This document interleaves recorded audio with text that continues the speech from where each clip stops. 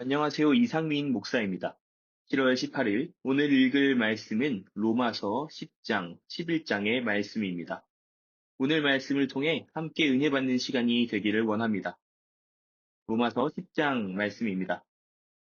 형제자매 여러분, 내 마음의 갈망, 곧 이스라엘 사람들을 위해 하나님께 매달려 드리는 기도는 그들이 구원받게 되는 것입니다. 내가 증언하는데 그들에게는 하나님을 향한 열정이 있습니다. 그러나 그 열정은 바른 깨달음에 따른 것이 아닙니다. 그들은 하나님의 의를 알지 못하고 자기네 자신의 의를 세우려고 애쓰다가 하나님의 의에 굴복하지 않았기 때문입니다. 사실 그리스도께서 율법의 끝마침이 되셔서 모든 믿는 사람에게 의를 가져다 주셨는데도 말이지요. 모세는 율법의 기초에서 얻는 의에 대해 이렇게 기록합니다. 이것들을 실행한 사람은 이것들 덕분에 살아갈 것이다. 그러나 믿음의 기초에서 얻는 의는 이렇게 말합니다. 그대 마음속으로 누가 하늘로 올라갈 것인가 하고 말하지 마라. 그런 말은 그리스도를 모시고 내려와야 한다는 뜻이 됩니다. 또는 누가 밑바닥 없는 구덩이로 내려갈 것인가 하고 말하지 마라. 그런 말은 그리스도를 죽은 사람들 가운데서 모시고 올라와야 한다는 뜻이 됩니다. 그렇다면 성경은 무엇을 말합니까? 내 가까이에 그 말씀이 있다.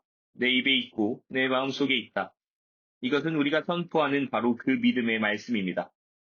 곧 그대가 입으로 주 예수님을 고백하고 하나님이 그분을 죽은 사람들 가운데서 일으켜 살리셨다고 마음으로 믿으면 구원받을 것이라는 말입니다. 사람은 마음으로 믿어 의에 이르고 입으로 고백하여 구원에 이르기 때문입니다. 성경이 이렇게 말하니까요. 그를 믿는 사람은 아무도 창피를 당하지 않을 것이다. 유대아 사람과 그리스 사람 사이에 차이가 없습니다. 동일한 주님이 모든 사람의 주님이시고 주님을 부르는 사람 모두에게 주님은 넉넉히 베푸시기 때문입니다.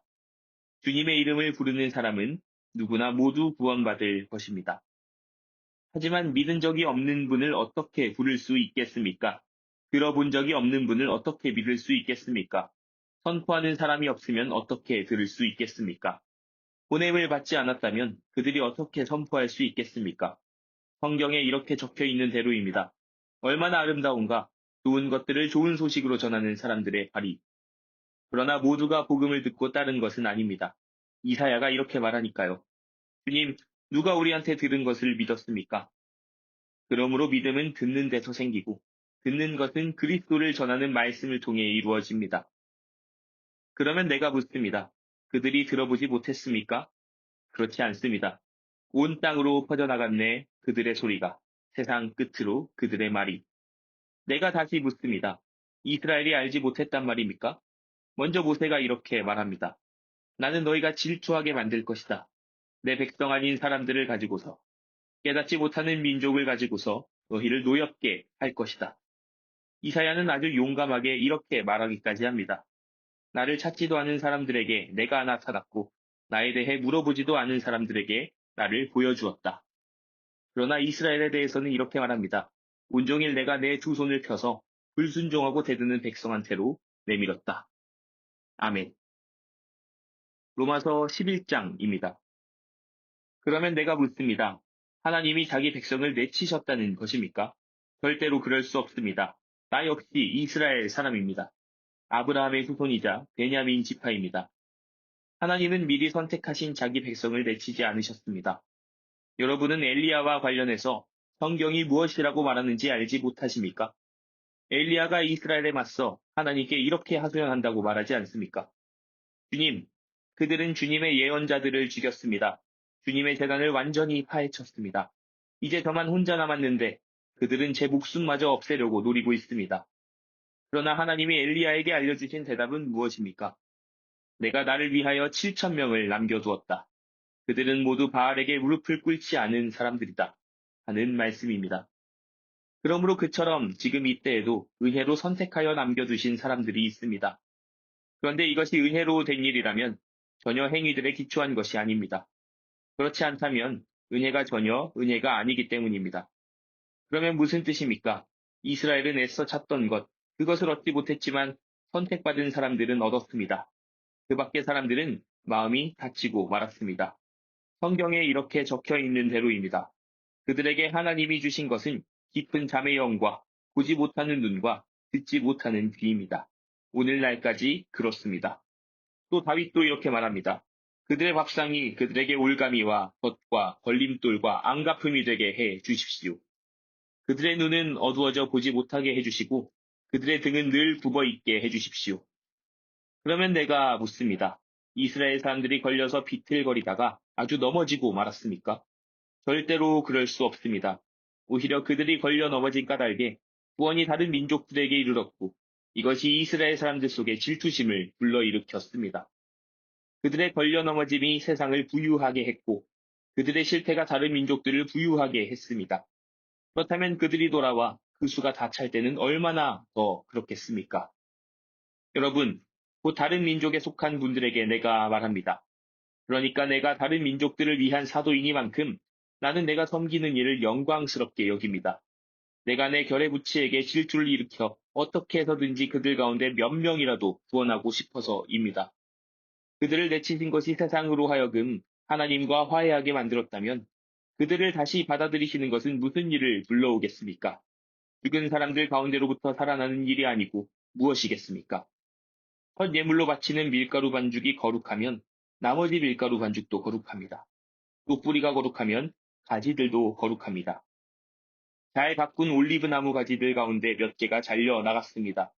그런데 그대는 야생 올리브 나무이면서 그것들 사이에 접붙여졌습니다. 그래서 잘 가꾼 올리브 나무 뿌리에서 나오는 자양분을 함께 누리게 되었습니다. 그렇다면 잘려나간 가지들 앞에서 으스대지 마십시오. 으스대분들, 그대가 뿌리를 떠받치고 있는 것이 아니라 뿌리가 그대를 떠받치고 있는 것입니다. 그러면 그대는 말하겠지요. 가지들이 잘려나간 것은 바로 내가 접붙여지게 하려는 겁니다. 하고요. 맞는 말입니다. 그들은 믿지 않아서 잘려나갔고 그대는 믿음으로 그 자리에 서 있습니다. 그러니 우쭐대지 말고 오히려 두려워하십시오. 하나님이 본디부터 있던 가지들을 아끼지 않으셨다면 또한 그대도 전혀 아끼지 않으실 테니까요. 그러므로 하나님의 다정하심과 엄격하심을 생각하십시오. 넘어진 사람들한테는 엄격하심을 보이셨지만 그대한테는 하나님의 다정하심이 나타났습니다. 그대가 그 다정하심에 계속 머문다면 말입니다. 그렇지 않으면 그대 또한 잘려 나갈 것입니다. 그러나 저 사람들도 불신앙에 계속 머물러 있지 않는다면 접붙여질 것입니다. 능히 하나님은 그들을 다시 접붙이실 수 있기 때문입니다. 그대는 본디부터 붙어 있었던 야생 올리브 나무에서 잘려나와 본디 속하지 않았던 잘 가꾼 올리브 나무에 접붙여졌습니다. 그렇다면 본디부터 붙어 있었던 이 가지들이 자기네 올리브 나무에 접붙여지는 것이야 얼마나 더 쉬운 일이겠습니까? 형제자매 여러분, 나는 여러분이 이 비밀을 모르기를 바라지 않습니다. 그래서 여러분이 슬기로운 사람이라고 착각하지 않기를 바랍니다. 곧 이스라엘의 일부 사람들의 마음이 닫혀 있는 것은 다른 민족 사람들이 들어와서 그 수가 다 찰 때까지입니다. 그리고 이렇게 하여 이스라엘이 모두 구원받게 될 것입니다.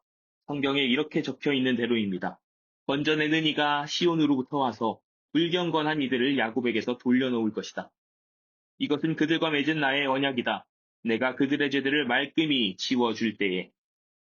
복음으로 치면 이스라엘 사람들은 여러분 때문에 원수가 되었지만 선택으로 치면 조상들 덕분에 사랑받는 사람들입니다.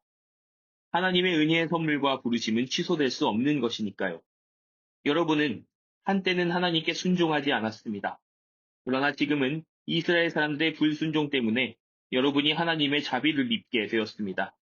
마찬가지로 여러분이 자비를 입은 탓에 이들도 지금은 순종하지 않고 있습니다. 이들 자신도 이제 하나님의 자비를 입도록 하시려는 것입니다. 하나님이 모든 사람들을 다 같이 불순종에 가두셨기 때문입니다. 모든 사람들에게 자비를 베푸시려고 말입니다. 오 그지없기 깊도다 하나님의 부유하심과 지혜와 지식은. 하나님의 판결은 가늠할 수 없고 하나님의 길은 헤아릴 길 없구나. 누가 주님의 생각을 알았는가? 누가 주님의 의논 상대가 되었는가? 누가 주님께 먼저 드려서 되돌려 받겠는가? 모든 것이 하나님으로부터 생겨나서 하나님을 통해서 지탱되며 하나님을 위해서 존재하기 때문입니다. 하나님께 영광이 영원토록 있기를. 아멘. 아멘.